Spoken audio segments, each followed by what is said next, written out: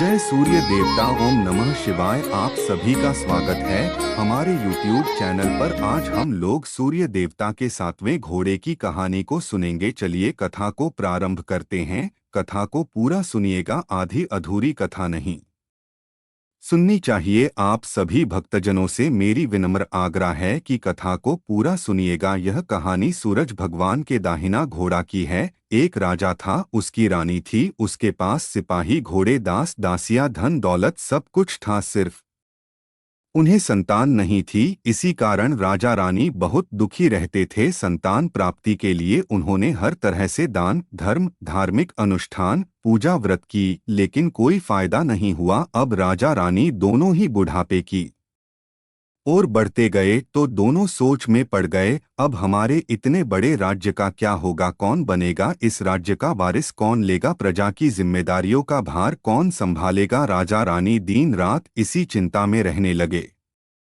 उन्हें खाने पीने की भी शुद्ध नहीं रहती। तो एक सुबह ऐसा होता है कि राजा के दरबार में एक साधु आते हैं और दासी रानी को सूचित करती है। तब वह दासी से कहती है, यह मेरा अंतिम दान धर्म है, इसके बाद मैं अपने हाथों से कोई दान धर्म नहीं कर पाऊंगी। यह चावल भरी छाछ हाथ में लेकर बाहर आती है और साधु की झोली में भिक्षा डालने के लिए आगे बढ़ती है तो उसके चेहरे पर छाई उद्विग्न साधु की दृष्टि में आ जाती है। वह उसी से पूछता है, महारानी क्या हुआ है? आप क्यों इतनी उदास है? तब रानी साधु को सारी बातें बताती है और साधु कुछ पल गंभीर हो जाता है और कहता है कि चिंता मत करो महारानी साहिबा, आपकी संतान की इच्छा पूरी हो जाएगी। आपकी कोख से एक पुत्र जन्म लेगा, मात्र वह 14 साल तक ही आप लोगों को मिलेगा। उसके आगे इससे बढ़कर आपको कुछ देना मेरे लिए संभव नहीं है। अपनी बात पूरी करते उसने अपने झोली में हाथ डाला, थोड़ी सी भभूत निकालकर रानी को दे दी और कहा, आप और महाराज दोनों इस ग्रहण करना, तुम्हें जल्द ही पुत्र की प्राप्ति हो जाएगी। इतना कहकर साधु अपनी रास्ते चला गया। उसके जाने के बाद रानी सोचने लगी, 14 साल तो 14 साल है, उतने ही समय के लिए हमें पुत्र मिलेगा, यही काफी है। उतने साल तक मैं उसे जी जान से बड़ा करूंगी, उसे ढेर सारा लाड़ दुलार प्यार दूंगी, अपनी संतान की मुराद पूरी करूंगी। उसे रात अपना सारा राजकाज खत्म करके राजा अपने रानी के महल में गए तो रानी ने क्या किया कि रानी ने राजा को सारी बातें बता दी और साधु की भी भभूत दिया हुआ राजा को दिखाकर बोली, महाराज यह भभूत हम दोनों को ग्रहण करना है। राजा बोले, इतना दान धर्म किया, जब तक किया कोई फल नहीं मिला। राजा को किसी पर विश्वास नहीं था, लेकिन पत्नी को दुख न पहुंचे इसलिए वह राजी हो गया। तो क्या होता है कि राजा रानी दोनों नहाते धोते हैं, फिर अपने भगवान को नाम स्मरण करते हैं, अपने पुरखों को स्मरण करते हैं और साधु महाराज का नाम स्मरण करके वह भभूत ग्रहण करके उसके बाद दोनों निश्चिंत होकर सो जाते हैं। तो कुछ दिन गुजर जाते हैं और साधुओं द्वारा कहे अनुसार रानी गर्भवती हो जाती है। उसे राजा रानी दोनों खुशी में नहीं समाते। राजा रानी से बोलते हैं, महारानी सचमुच साधु महाराज की कृपा हो गई है। तो 9 माह 9 दिन और 9 घंटे पूरे होकर रानी ने एक सुंदर गोरी चिट्टे पुत्र को जन्म दिया। राजा ने बड़ी धूमधाम से पुत्र का नाम करण संस्कार कराया। सारे राज्य में 8 दिन तक उत्सव मनाया गया। पुत्र की कुंडली देखने के लिए पंडित जी को बुलाया गया तो कुंडली देखकर पंडित जी बड़े चिंतित हो गए और कहने लगे, महाराज हमारा राजपुत्र सिर्फ 14 साल तक हमारे पास रहेगा। राजपुत्र दिन प्रतिदिन बड़ा होता है। जब वह 7 साल का हो जाता है तो राजा एक अच्छे गुरु की नियुक्ति करके उसे पढ़ाई लिखाई, राजशास्त्र विद्या, घुड़सवारी इत्यादि 12 विधाओं का शिक्षण देते हैं। जब वह शास्त्र विद्या में पारंगत हो जाता है और 12 साल की उम्र का हो जाता है तब एक अच्छी सी राजकन्या खोजकर उसकी शादी कर दिया जाता है। तो 2 साल बीत जाते हैं, बेटा 14 साल का हो जाता है। एक दिन राजपूत राजा से बोलता है, पिताजी मैं अपना सारा राज्य घूम कर देखना चाहता हूँ। आज तक मैंने सिर्फ इस रजवाड़ी की अतिरिक्त कुछ भी नहीं देखा है। बेटे की बात सुनकर राजा चिंतित हो जाता है क्योंकि पुत्र को 14 साल शुरू हुआ था और कोई अनहोनी होने का वक्त नजदीक आ गया है। राजा यह सब बातें पुत्र को पता नहीं सकता था। वह क्या करता है कि चेहरे पर खुशी लाकर बेटे से कहता है, हाँ हाँ जरूर जाओ बेटा, तुम्हें अपना सारा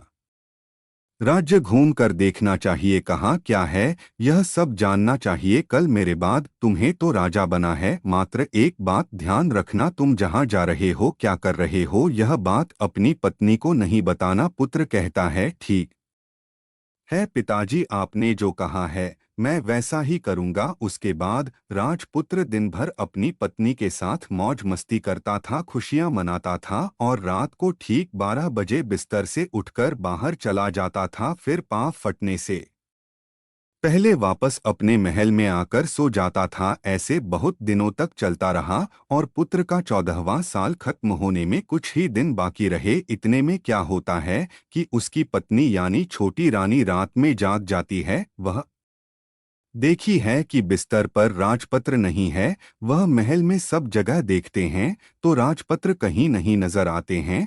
तो वह क्या करेगी, किस रहेगी। वह चुपचाप रहती है। फिर भोले होने पर देखी है कि उसका पति अपनी जगह सोया हुआ है। वह पति से कुछ नहीं पूछता है। लेकिन दूसरी रात भी वैसे ही होता है। इस तरह लगातार तीसरी चौथी रात ऐसे बहुत दिन तक चलता रहता है। रानी बहुत चिंतित हो जाती है। पति रात को जाता कहाँ है, किसी से मिलता है, उसके मन से ढेर सारे सवाल उठाती। लेकिन उसे पूछने में उसे डर लगता था। शायद पति गुस्सा कर बैठे सास ससुर से पूछने के बारे में सोचा तो उसके कल मर्यादा बीच में आ जाती थी। तो इस तरह मन ही मन उड़ती रहती थी। इस हालत में उसे खाने पीने में दिलचस्पी नहीं होती। वह दुबली पतली हो जाती है।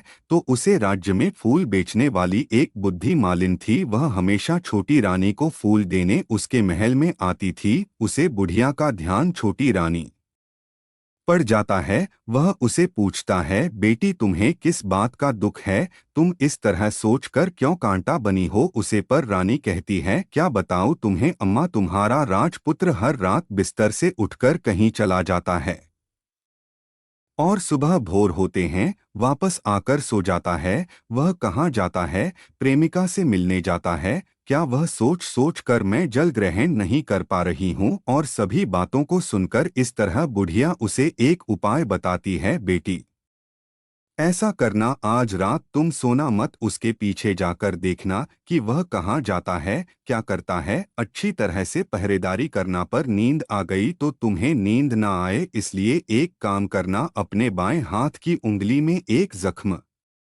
करना, उसे पर थोड़ी सी मिर्ची छिड़कना। उसे तुम्हें बड़ी जलन होगी और उसे पीड़ा से तुम्हें रात भर नींद नहीं आएगी। रानी बुढ़िया के कहे अनुसार करती है। उंगली की जलन से उसे बड़ी देर रात तक नींद नहीं आती। लेकिन बाद में वह सो जाती है। दूसरे दिन सुबह बुढ़िया फूल लेकर उसके महल में पहुंचती है।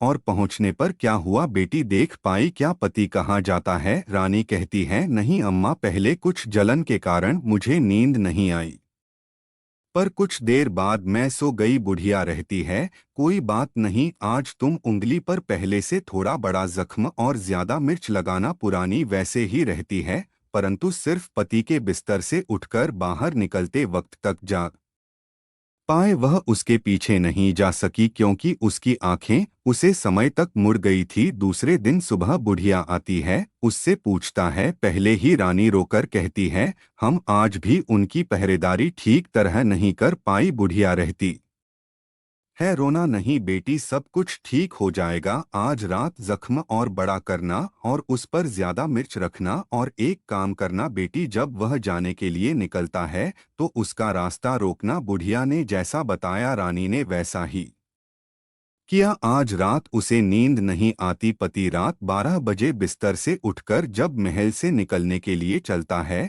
तो वह बुढ़िया ने जैसे बताई वैसे ही करती है। दौड़कर जाकर पति का रास्ता रोकती है और कहती है, कहाँ जा रहे हो, किसी से मिलने के लिए जा रहे हो, मुझे बताओ। राजपत्र उसे समझाने की बहुत कोशिश करता है। देखो, अगर मैं तुम्हें वह बता दिया तो मैं तुम्हें दोबारा नहीं मिल पाऊंगा। कोई बात नहीं, ना मिल पाव, लेकिन अब रात के समय कहाँ जाते हो, यह मुझे पहले बता दीजिए। राजपूत निरूपा हो जाता है। पत्नी की जिद के आगे उसे एक नहीं चल पाती। एक इस समय उसका 14वां साल खत्म होकर 15 साल लगने वाला था। जो होता है वह हो जाने दो, वह सोचता है। और कुछ चावल मित्रों से सिद्ध करके पत्नी को देखकर कहता है, इन चावल के दोनों को दोनों हाथों के मुट्ठी में पकड़ना। पहले दाएं हाथ में पड़े चावल मेरे ऊपर फेंकना। मैं कौन हूं तुम्हें पता चल जाएगा। बाद में बाएं हाथ के पड़े चावल मेरे ऊपर फेंकना। मैं जैसा था तुम्हें मिल जाऊंगा। लेकिन यदि तुम बिना हाथ के चावल मेरे ऊपर फेंकना भूल गई तो मैं तुम्हें कभी नहीं मिल पाऊंगा, नहीं भूलूंगी। रानी बड़ी आत्मविश्वास के साथ कह कर दाएं हाथ में पड़े चावल पति के ऊपर फेंक देती है तो राजपूत एकदम एक विशाल घोड़ा बन जाता है। एकदम उम्दा सफेद गर्दन पर लंबी आया। देखते देखते वह तेजी से दौड़ने लगता है। रानी उसे घोड़े को एकदम बहुत चक्का होकर देखने लगती है और पति ने बाएं हाथ के चावल फेंकने की जो बात कही थी वह भूल जाती है। उसके आंखों के सामने घोड़ा महल से बाहर निकाल कर चला जाता है। घोड़ा जो महल से बाहर जाता है तो वापस नहीं आता। अब रानी को डोट बड़ा पश्चाताप होता है। वह स्वयं को कोसने लगते हैं रहती है। अब उसका कोई फायदा नहीं होने वाला है। राजपत्र अब वापस नहीं आने वाला था। सुबह होते ही महाराजा महारानी को जब सब बात पता चलती है तो उन्हें बहुत दुख होता है। बिस्तर पड़े पड़े और राह देखते हैं कि एक दिन उनका बेटा वापस आ जाए। इस तरह 1 महीना लेते लेते बीत गया। 2 महीने गुजरते हैं, 3 महीने गुजरते हैं, आखिर 6 माह पूरा हो जाते हैं। राजपुत्र का कोई आता पता नहीं लगता है। प्रधान राजपूत को ढूंढने सिपाही भेजता है लेकिन उन्हें कोई सफलता नहीं मिलती है। इधर रानी है के कारण पति गायब हो गया। यह सोचकर स्वयं को मन में कष्ट रहती है और प्राण लेती है कि कुछ भी करके पति को ढूंढ कर लेगी, उसे वापस घर लेकर आएगी। एक दिन वह सुबह उठकर सास ससुर के महल में जाती है और कहती है कि मैं अपनी पति की खोज में जा रही हूँ। महाराजा महारानी को और क्या चाहिए था, कुछ भी करके उनका बेटा उन्हें वापस मिलना चाहिए था। वह बहू को जाने की अनुमति देकर कहने लगे, बेटी तुम्हें जो चाहे वह करो, जहाँ जाना है वहाँ जाओ, लेकिन हमारे बेटे को वापस लेकर आओ, भगवान तुम्हें कामयाबी भी दे। अब रानी क्या करती है, अपना सही अवभेश बदलकर एक सेठानी बन जाती है। कुछ दास दासियों को कुछ नौकरों के साथ में लेकर कुछ सामान के साथ लिया और राज्य की सीमा पर जाकर एक भोजनालय खोल दिया। वहां आने वाले सब यात्रियों को मुफ्त में खाना देने लगी। मात्र एक शर्त रखी, दिखाने वाले उसकी देखी हुई अजीब चीज उसकी मालकिन यानी राजकन्या को बताना पड़ेगा। वहां आने वाला हर नागरिक अपनी तरफ से मैंने यह देखा कहकर वहां से मुफ्त खाना खाकर चला जाता था। परंतु रानी को जो बात सुनना चाहिए था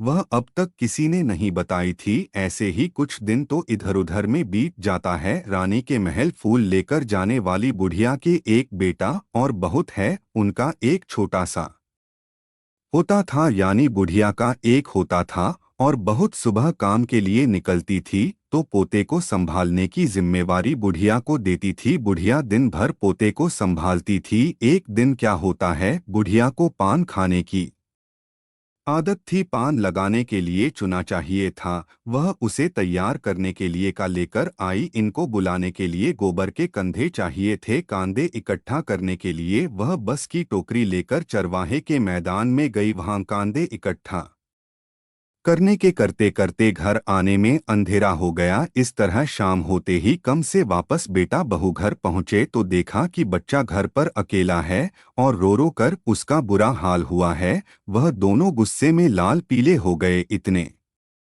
में बुढ़िया घर आप पहुंची। बेटा ने पूछा, पोते को घर में अकेला छोड़कर कहाँ गई थी। बुढ़िया बताने लगी कि मैं गोबर के कंडे लेने गई थी। इस पर बेटा बोला, दोबारा बच्चों को अकेला घर पर छोड़कर यदि कहीं गई तो मैं तुम्हें बहुत पीटूंगा। बुढ़िया कहने लगी, नहीं बेटा, फिर कभी ऐसा नहीं करूंगी। लेकिन दूसरे दिन बुढ़िया यह बात भूल गई। फिर चरवाहे के मैदान पर कंधे इकट्ठा करने चली गई। शाम को जब बेटा बहू कम से वापस लौटे तो देखते हैं कि बच्चा घर पर अकेला है और रो रहा है और उसके बेटे की सहन शक्ति खत्म होने लगी और बुढ़िया के वापस आने पर उसे घर से निकाल दिया। बुढ़िया रात भर घर के बाहर अंधेरे में बैठी रही और सुबह होते ही हाथ में टोकरी लेकर कांदे इकट्ठा करने निकल गई। उसी दिन उसे पर कांदे इकट्ठे करने की मानो पागलपन सवार हो गया था। कंधे इकट्ठे करते करते का अंधेरा हो गया, उसे मालूम ही नहीं चला। जब शाम आया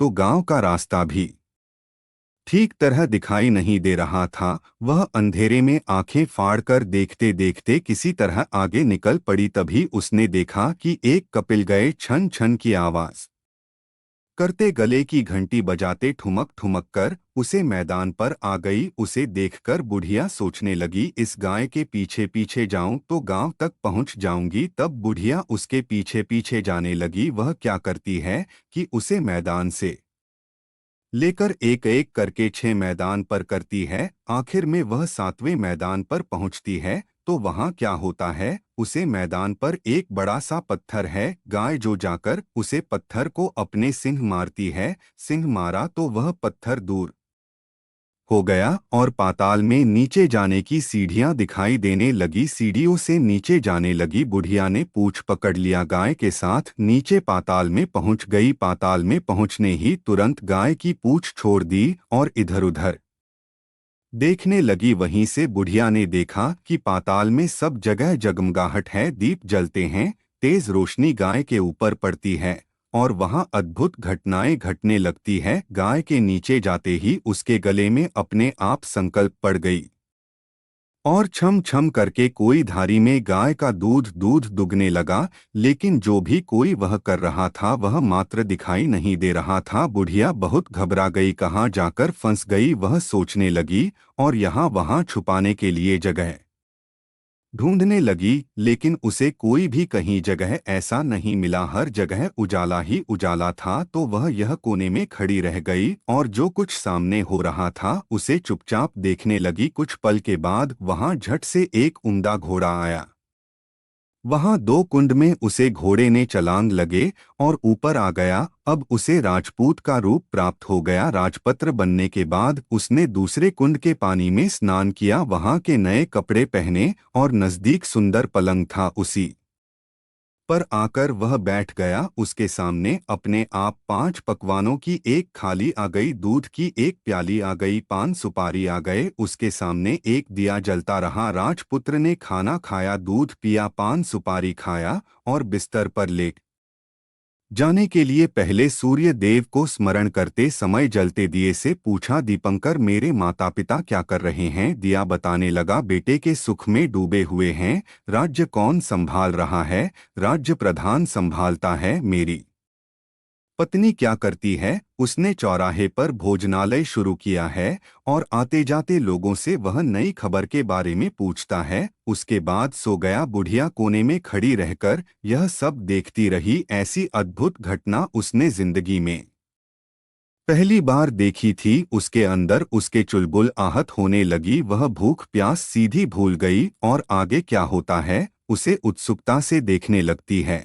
लेकिन उसके बाद और कुछ घटनाएं नहीं घटती। रात गुजर गई और सुबह हो गई। सुबह होने पर पलंग पर सोया राजपूत उठा और फिर से पहले वाले कुंड में छलांग लगे तो अब वह फिर से घोड़ा बनकर कुंड से बाहर आ गया। बाहर आते ही वह तेजी से उसे पाताल नगरी से बाहर निकल गया। लेकिन वह कहाँ गया बुढ़िया को कुछ पता नहीं चला। उसके बाद पिछले रात की तरह ही कोई उसे गाय को छम छम करके दूध तोड़ने लगा। जैसे ही दूध दुगना खत्म हुआ उसके बाद गले में संकल्प अपने आप खुल गई और वह तेजी से ऊपर जाने वाली सीढ़ियों की ओर भाग गए को दौड़ते देखा। बुढ़िया सोचने लगी, अब गाय के साथ यहाँ से ऊपर जाना ही समझदारी है, नहीं तो कोई मुसीबत आकर मेरे ऊपर टपक जाएगी। झट से उसने गाय की पूंछ पकड़ ली और गाय के साथ ऊपर आ गई। जब ऊपर में पहुंची तो सुरंग का रास्ता अपने आप बंद हो गया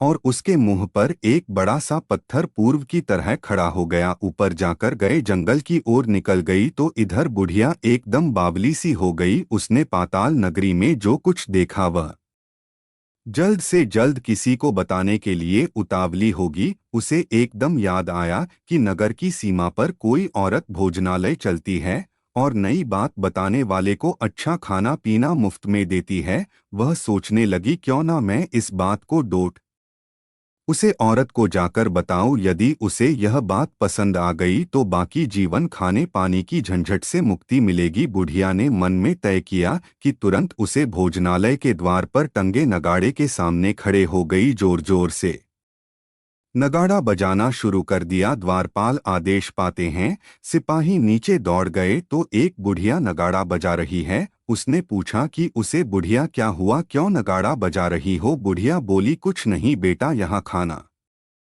मिलता है ना, इसलिए आई हूँ। खाना चाहिए, मिलेगा क्या? लेकिन तुझे कोई नई बात बतानी पड़ेगी। हाँ बेटा बताऊंगी। एक बात मालूम है मुझे। इस बात पर सिपाही उसे अंदर लेकर आए। उनको मालकिन का आदेश था कि जो कोई वृत्त बुजुर्ग वहां आए उसके साथ अच्छी तरह से पेश आना, उनका अच्छा आदर सत्कार करना। तो सिपाही ने इस बुढ़िया का भरपूर आदर सत्कार किया। बुढ़िया बोली, अम्मा और सेठानी बहुत देर तक बातें करती रही। अम्मा बताओ तुमने क्या? नहीं, नई बात अच्छी है। नई बात? मैंने कोई नई बात अच्छी नहीं है। वह तो तुम्हारे पास तुम्हें देने के लिए खाने के पैसे नहीं थे, इसलिए मैं झूठ कहा और नगाड़ा बाजाया। रानी ने कहा, अम्मा घबराना नहीं, मैं किसी को तुम्हारा नाम नहीं बताऊंगी। फिर भी बुढ़िया ने कहा, मैंने क्या देखा, कब देखा? खाना खाने लगी। इस पर सेठानी ने उससे कहा, देखो अम्मा, यदि तुमने मुझे बात बताई तो जिंदगी भर मैं तुम्हारी देखभाल करूंगी, तुम्हें रानी माता की तरह रखूंगी। और बुढ़िया बताने को तैयार हो गई। उसने जो कुछ उसे चौराहे पर चारागाह वाले मैदान पर देखा था वह सब बात बता दी। बुढ़िया से कहने लगी, अम्मा मुझे उस जगह पर ले चलो। नहीं बेटी, वह पताल राज्य है, वहां पर सांप आदि किसी ने तुम्हें देख लिया तो तुम्हारी जान खतरे में पड़ सकती है।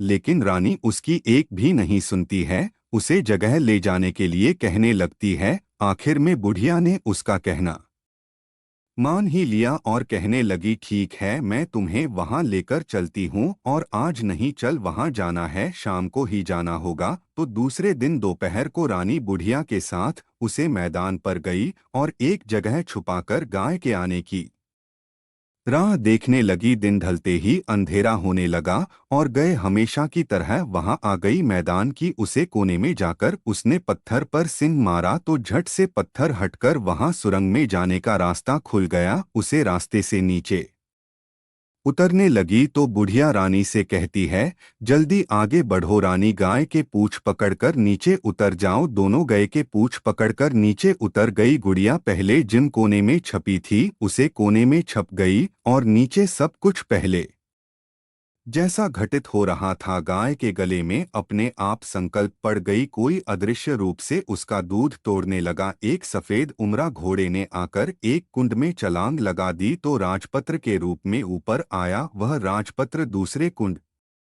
में नहाने लगा। बाद में उसके सामने खान की थाली आ गई, दूध की प्याली आ गई, पान बीड़ा आ गया। राजपत्र सब ग्रहण करके सोने के लिए पलंग पर गया तो सोने से पहले सूर्य देव का स्मरण करके वह दिन यह से पूछने लगा, दीपांकर मेरे माता पिता क्या कर रहे हैं? तो कुछ दबाव नहीं देता है बल्कि वह बुझाने लगता है। तब राजपूत को कुछ और घटित हुआ। उसका संदेह हो गया, वह उदास हो गया और जो कुछ हुआ वह हो जाने दो ऐसा सोचकर सोने के लिए बिस्तर पर लेट गया। अब रानी का संयम छूट गया। वह दौड़ के पति के पास गई और उसके पैर पकड़ने के लिए आगे बढ़ने लगी। राजपूत तुरंत ही पट्टी को पहचान गया। यह से पीछे है क्या? चिल्लाने लगा, नहीं मुझे मत छूना, सर्वनाश हो जाएगा। रानी दोनों हाथ जोड़कर पति से अपनी भूल स्वीकार करने लगी। स्वामी मुझे बहुत बड़ी भूल हो गई, मुझे आपसे नहीं पूछना चाहिए था कि आप रात को कहाँ जाते हो। मैं अपने भूल स्वीकार करती हूँ, मुझे मेरी भूल की सजा मिल गई है। अब आप घर चले, आपके वियोग में आपके माता पिता ने बिस्तर पकड़ लिया है, आपकी प्रजा भी बहुत दुखी है। तब राजपूत ने कहा, वही तो, एक बार तुम गलती कर बैठी हो, अब दोबारा मत करना, नहीं तो अब मैं तुम्हें जो दिख रहा हूँ वह भी नहीं देखूंगा। रानी ब्लॉक करने लगी, जोर जोर से जमीन पर सिर्फ अटकने लगे। राजपुत्र के मन मन में उसके प्रति दया उत्पन्न हो गई। वह उसे कहने लगा, यदि तुम मुझे पाना चाहती हो तो तुम्हें एक काम करना होगा। काम कठिन है, लेकिन वह तुम्हें अकेले करना होगा। कहो स्वामी, कितना भी कठिन काम हो वह मैं पूर्ण करूंगी। रानी कहने लगी। इस पर राजपुत्र ने उसे बताया, इस पाताल के ऊपर जाते हैं, तुम्हें घना जंगल नजर आएगा। ऐसे 6 जंगल पार करने के पीछे 7वां जंगल मिलेगा। वह जंगल सबसे घना है। उसे जंगल के बीचों बीच एक पीपल का पेड़ है। उसके आसपास की जगह झरिया फैले हुए हैं, कांटे इत्यादि जम चुकी है। वह भागसार भालू सांप सभी धम्मा चौकड़ी बैठी है। तुम्हें उन सब को भगाकर वह जगह साफ करनी है। उसको गोबर से लिप करके पवित्र बनाना है, रंगोली से सजाना है। उसके बाद वहां धूप कपूर अगरबत्ती जलानी है। फूल कुमकुम से पेड़ के तने की पूजा करनी है। दूध दही से बने चावल का भोग चढ़ना है। यह सब तुम्हें दोपहर को 12 से पहले करना है। 12 बजाने के समय तुम्हें उसे जगह पर बैठकर सूर्य भगवान का ध्यान करना है। 12 सूर्य भगवान का रथ वहां से उतरेगी। वह सब यह देखकर खुश हो जाएंगे और कहेंगे, जिस किसी ने यह सब किया है उसे मैं मनचाहा भर दूंगा। तो तुम सामने जाकर उनकी रथ का दाहिना घोड़ा मांगना, मैं तुम्हें मिल जाऊंगा। इतनी बात कहकर राजपूत अपने पलंग पर सो गया और छोटी रानी भर होने की राह देखने लगी। भोर होते ही बुढ़िया के साथ गए की पूंछ पकड़कर ऊपर आ गई। ऊपर आने के बाद वह बुढ़िया से कहने लगी, अम्मा अब मैं अकेले ही आगे जाऊंगी, तुम भोजनालय वापस जाओ। वह जंगल में जाकर राजपूत की बताई जगह ढूंढने लगी और स्वयं आंखों से वह जगह, हाथों से वह जगह साफ कर दी। बाद में राजपुत्र ने जैसा बताया वैसे ही लिपाई पुताई करके वापस आ गई। दूसरे दिन वह फटने से पहले उठी जंगल में उसे जगह पहुंची। वहां जाकर इत्र गुलाब का पानी छिड़ककर वह जगह सुगंधित की धूप अगरबत्ती जलाकर उस जगह को पवित्र किया और पूजा के सब सामग्री वहां तैयार रखकर मकर सूर्य भगवान का ध्यान करने बैठ गई। जैसा कि पति ने बताया था, दोपहर को ठीक 12 सूर्य भगवान का रथ उसे पीपल के पेड़ के नीचे आकर रुक। सूर्य भगवान ने जब नीचे देखा तो सुगंधित वातावरण देखकर बहुत प्रसन्न हुए और बोले, जिस किसी ने यह काम किया है वह यहाँ आकर आज मुझे कुछ भी वर मांगे, मैं उसे अवश्य दूंगा। रानी ने जब यह शब्द सुना तो बिना समय गवाए दौड़कर उनके सामने आ गई और उनका साष्टांग नमस्कार करके बोली, भगवान वह मैं ही हूँ, मैं ही यह जगह साफ की है। अच्छा तो तुम्हें जो चाहिए वह पर मांगो। भगवान मुझे आपके रथ का दाहिना घोड़ा चाहिए। सूर्य भगवान बोले, भगवान मुझे आपके रथ का दाहिना घोड़ा चाहिए। सूर्य भगवान बोले, नहीं मैं तुम्हें और कुछ दे सकता हूँ, लेकिन यह घोड़ा नहीं दे सकता। मेरे रथ के 12 घोड़े, तुम चाहो तो कोई और घोड़ा मांग लो, लेकिन यहाँ दाहिना घोड़ा नहीं दे सकता, वह मैं तुम्हें नहीं दे सकता। लेकिन छोटी रानी ने एक नहीं सुनी। वह सूर्य देव से एक की बात कह रही थी, वही दाहिना घोड़ा दे दीजिए, नहीं तो मैं आपके पैरों में गिरकर अपनी जान दे दूंगी। और सूर्य देव धर्म संकट में पड़ गए। उन्होंने वचन दे दिया था, अब अपने वचन से पलट भी नहीं सकते थे। ठीक है, तुम्हें दाहिना घोड़ा दे दिया, तुम्हें सूर्य देव का दाहिना घोड़ा मिल गया। फिर एक बात भी कहीं, देखा मैंने तुम्हें घोड़ा तो दे दिया, लेकिन वह तुम्हें यहाँ नहीं मिलेगा, तुम्हें उसे पाताल में जाकर लाना होगा। रानी बोली, पाताल में ही क्यों भगवन, मैं उन्हें पाने के लिए कहीं भी जा सकती हूँ। रानी को वचन देकर सूर्य देव अपने मार्ग चले गए और इधर रानी जंगल से अपने भोजनालय में आ गई। फिर वह बुढ़िया को लेकर उसे मैदान पर गई। जल्दी ही शाम हुई। शाम होते ही वह गए आई और उसने सिंह मारकर सुरंग का पत्थर हटाया तथा नीचे उतरने लगी। रानी और बुढ़िया जल्दी जल्दी उसकी पूंछ पकड़कर नीचे की तरफ चलने लगी। घोड़े का एक कुंडल में नहाकर राजपूत बन जाना, नहा धोकर पलंग पर बैठ जाना और उसे खाने की थाली, दूध की प्याली, पान का बीड़ा आना। लेकिन आज एक नई बात घाटी। आज दो दो थाली, दो दो दूध की प्याली और 2 पान के बीड़ा उसके सामने आ गए। वह कुछ नहीं बोला अपने हिस्से की थाली खाकर दूध पीकर पान बीड़ा चबाकर वह सोने चला गया और हमेशा की तरह दिए से पूछने लगा, दिए दीपांकर मेरे माता पिता क्या करते हैं? दिया ने बताया, वह तूने तुम्हारा शौक में करने की स्थिति में पहुंच गए हैं। ऐसा झाड़ से उसके आंखों से आंसू टपकने लगे। फिर वह पूछने लगा, तुम्हारा राज्य कौन चल रहा है? प्रधान चल रहा है और वह सब कुछ हड़प चुका है। वह प्रजा पर बहुत अत्याचार कर रहा है। सुनकर राजपूत को डोट बहुत गुस्सा आया और गुस्से से अपने मुट्ठी भजने लगा। अब वह पूछने लगा, दिए दीपांकर मेरी पत्नी क्या कर रही है? और दिया कुछ नहीं बोला, चुप रहा। अब रानी का संयम जवाब दे गया। वह दौड़कर अपनी पति की गली लग गई और मैं तुम्हें मिल गया। राजपुत्र कहने लगा, सच कहते हो? अब आप फिर से घोड़ा तो नहीं बनोगे या मैं दोबारा घोड़ा नहीं बनेगा? तुमने जो इतने सारे कष्ट उठाए हैं मुझे अपने के लिए, इसलिए सूर्य देव ने मुझे सदा के लिए घोड़े के जन्म से मुक्त कर दिया है। राजपुत्र ने बड़े प्यार से कहा और उसने गले लगा लिया। उसके आंसू पूछे। कुछ देर पश्चात भोर हो गई तो गए ऊपर जाने लगी रानी। राजपूत और बुढ़िया उसकी पूछ पकड़कर ऊपर आ गए। ऊपर आने पर वे सभी सीधे भोजनालय में पहुंचे। वहां का सब सामान लोगों में बांट दिया और उसको ताला लगाकर अपने राज्य में लौट गए। राजपत्र वापस आता और उसके तेवर देखकर प्रधान घबरा गया। राजपुत्र ने उसे बंदी बनाकर कैद खाने में डाल दिया और राज्य की बागडोर अपने हाथ में ले ली। उसके बाद वह अपने माता पिता को मिलने उनके महल में गई। तब राजपुत्र क्या देखा है